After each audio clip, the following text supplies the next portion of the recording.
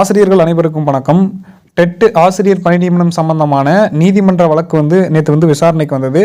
அந்த வழக்கு பற்றியும் அதே மாதிரி சில முக்கியமான விஷயங்கள் அறிவிப்புகள் வந்திருக்கு. அதை பற்றியும் முழுசாக அந்த வீடியோவில் பார்க்கலாம் வாங்க. அதுக்கு முன்னாடி நம்ம சேனலுக்கு புதிய பார்வையாளர்களாக இருந்தீங்கன்னா மறக்காமல் சப்ஸ்கிரைப் பண்ணிக்கோங்க. பக்கத்தில் இருக்கிற பெல் ஐக்கானை கிளிக் பண்ணிக்கோங்க. அப்போ தான் எந்த தகவலையும் மிஸ் பண்ணாமல் பார்க்க முடியும்.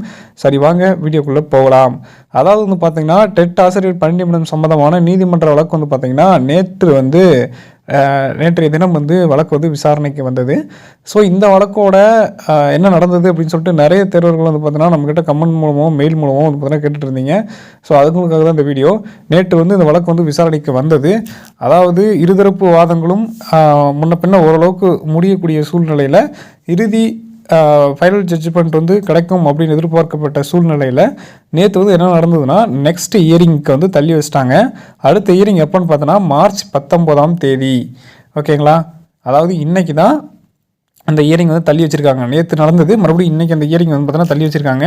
இன்றைக்கி இதில் பார்த்தோன்னா ஒரு ஃபைனல் டிசிஷன் இறுதி முடிவு கிடைக்கும் அப்படிங்கிற மாதிரி எதிர்பார்க்கப்படுகிறது. எப்படி இன்றைக்கி மதியம் இல்லை ஈவினிங் வாக்கில் அந்த கேஸ் விசாரணைக்கு ஃபைனல் ஜட்ஜ்மெண்ட் கிடைக்கும். அப்போ நம்ம தகவல் கிடைச்சோன்னா என்னங்கிறத நம்ம சேனல் வழியாக அப்டேட் பண்ணுறேன். ஓகே, நன்றி.